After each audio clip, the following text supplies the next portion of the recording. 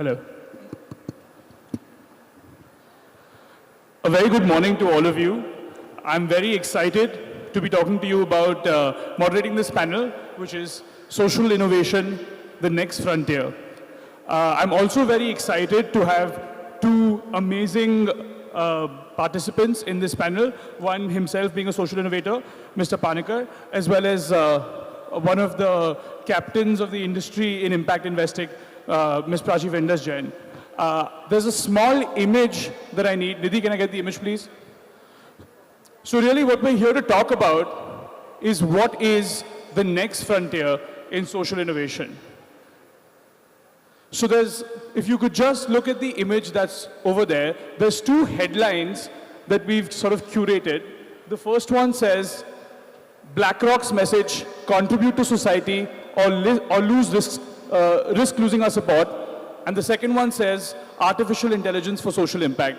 The reason that I put these headlines on before we start our talk is primarily because it shows that there has been an unprecedented shift in the capital being invested in social impact, whether it's financial capital, technological capital, or intellectual capital. So keeping that in mind, according to two very, very privileged members of this community, what is the next frontier for social impact? I'll start with Prachi. Cool. Thanks, Rishi, and it's great to be in this conclave today with so many young people who will lead that change, who will be that next wave of social impact. And to answer your question directly, Rishi, I feel we've not even reached the first wave of social impact, right? I mean, if we can think of, few compelling organizations who've really, changed the social problems or impact, have really created that social impact at scale, you'll struggle for a few names. And that's not because of the lack of effort. I think that's been, that's just not been how business has progressed in India. So in my mind, we are still nearing the, we are still at the first frontier of social impact. But the way it is changing is very rapid. The amount of capital which is flowing into the sector is huge. Whether it's coming in the form of impact funds, whether it's coming in the form of more and more philanthropic funding coming to the sector, and whether it is coming in the form of government's openness and government opening it up to the entrepreneurs. All three are increasing in the sector. So that's one. The second is the quality and the enthusiasm and the innovation that the social entrepreneurs are bringing to the sector is probably at its peak right now. You see, you listen to a billion ideas that are coming to the sector, and so that kind of energy is very new for the sector. And I very, very firmly believe that India's Steve Jobs will be someone who will solve our social problems. So whether it's education, it's jobs and livelihoods, it's healthcare, we will make a huge impact through our social entrepreneurs. Thank you, Prachi. Let me change this question up a little bit for you, Rahul. Technology has always been one of the big drivers of change. And somewhere around the advent of the internet, we sort of christened the internet the savior of everything.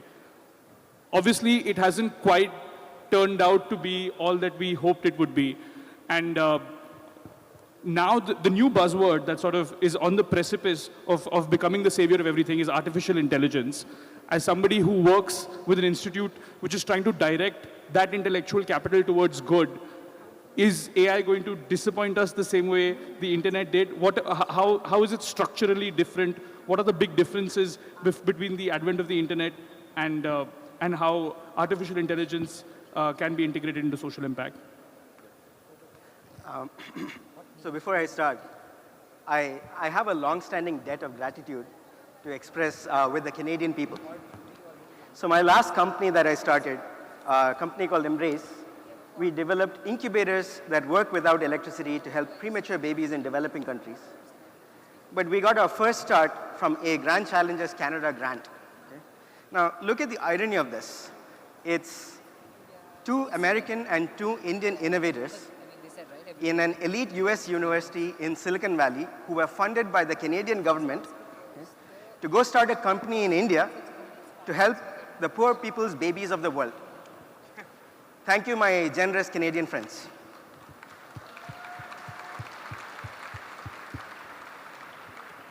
To your question, Rishi, so Of course, the glib answer is no, I don't expect it to disappoint. Otherwise, I wouldn't be hitching my wagon to this. Let me go back to the example of the internet you gave. I'm not sure we can claim that the internet has been a disappointment, right? Look at the amount of wealth it's created. Look at the amount of flattening it's created in the world, okay? Information, knowledge so a few mechanisms. Knowledge that used to be the purview of books and experts is now widely available on the internet so that anyone in any corner with a data connection can access the best of minds. You can actually pose questions to Quora, okay? Asking individual questions of Nobel Prize laureates and astronomers and astronauts and get real life answers, right? That's one. Second, so information. Secondly, it's communication, right? It has helped, so look at large political movements that have been powered by the internet, okay? Whether it's the Arab Spring or the power of Twitter or what's going on in the US today, the youth taking charge and saying no more guns, right? This is all enabled by the internet. Okay? When it comes to AI, the reason we expect it to be a paradigm shift is technology has always been an enabler. Technology is an amplifier of human intent. And what do I mean by that? See, if I want to drive a nail into a wall, I can try and bump it in with my fist, but I can do it much better with a hammer. If I want to hit someone on the head, I can do that also much better with a hammer than my fist. Right. And so technology is ultimately an amplifier of human intent. Right? Now, we have a basic problem if we look at issues like healthcare, education, financial inclusion, which is replicating and scaling Western infrastructure to solve our problems is going to take far too long. Okay? Right. Because we have orders of magnitude in gap. So we have to think of new ways to do this. So for example, AI promises the opportunity to have, to support a nurse in doing diagnosis of malaria without a pathologist, or predicting outbreaks of dengue, okay, even before it actually happens, enhancing a farmer's income by providing precision agriculture tips. In fact, these are real life examples. In Andhra Pradesh, they demonstrated a 30% increase in capability. So there's many such, there will be some downsides, and technology, like I said, technology can be used for good and bad. Okay? It is up to us to actually largely use it for good and guide it towards that and minimize the bad.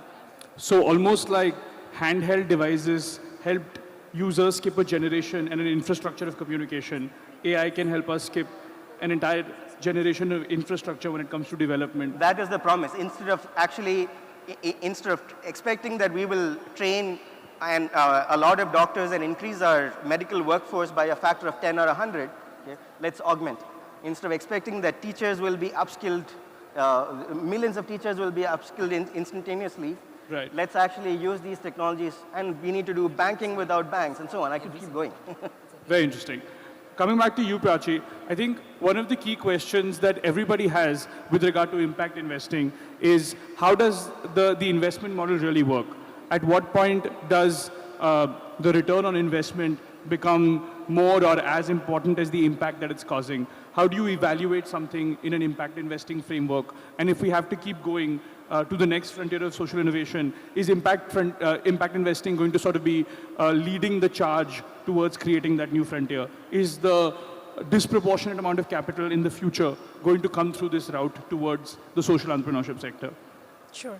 So Rishi, before I come to your specific question on impact investing and the return on the capital, we start talking about, I would say, still a very small set of the overall impact sector, which is coming in the form of market-based solutions, right? But when I look at social innovation and the segments from which it is coming, it is not limited to market-based models again, right? So there are still there is a lot of innovation which is happening in our NGOs, in our not-for-profits, extremely high quality of social entrepreneurs. There is a second emerging sector of social entrepreneurs who actually want to work with the government. They want to work hand in hand with the government. We ourselves have been supporting a lot of work on systemic change in our public schools, where, how do you use technology? How do you actually start training teachers through WhatsApp? How do you actually start monitoring your schools better? So there is that big second category of social entrepreneurs and impact funding, which is going towards improving and working alongside the government to improve our, improve education, health, financial inclusion as the interest areas for us. And then there is the emerging sector of impact investing, I would say. Right. And yes, it is, it is one which is attracting probably the highest quality of talent. And yes, it is the new sexy thing on the block in terms of, venture capitalistic theories and, markets work for the good. But I would say it's still something which is at a very nascent stage in India. Besides financial inclusion, there is no other sector in which, it has worked. But that said, there is the thinking in the impact investors more than the entrepreneurs. I think the thinking within the impact investors is maturing, that if we really want to solve use this funding to solve our social problems, then impact comes first. Right. Impact makes business sense. That has to be at the core of the business model. If it's an education company, is it really improving the outcomes of students? If it's jobs and livelihoods company, is it really creating those high quality aspirational jobs that our youth coming from the underprivileged backgrounds want, so on and so forth. So that's one thing where it's critical to put impact at the core of the model. And then the question of returns is yet to be seen, right? Because we are saying that these are such tough problems. We are trying to solve them through market-based solutions in markets which are not efficient. So therefore, a natural implication of that is that the returns will be lower because your holding periods of these assets are much higher than, things like you're talking about Hotstar earlier or many others, right? So yes, at some point of time, we will see the return of capital, but I think before that, all of us want to see the return on the impact front. That makes a lot of sense. We have only about one response each from you left. So 10-second responses. As a social innovator, does enough exist in the market for you today to be able to reach the next frontier? And as an investor, is enough happening for you to be excited about what's going on? 10-second responses, because we're almost out of time. There are enough resources. I think there's a need for many impassioned people who will champion these causes. And that's what I look forward to here. I would say enough collaboration is not happening. There is enough happening on entrepreneurs, enough happening on innovation, enough happening on funding becoming available, but I don't see enough collaboration in the sector. Not enough collaboration and more impassioned people. Thank you so much. We will quickly have our Vistara crew to give you a token of appreciation. Thank you so much for being on the panel. Thank you. Thank you. I think they're coming that way.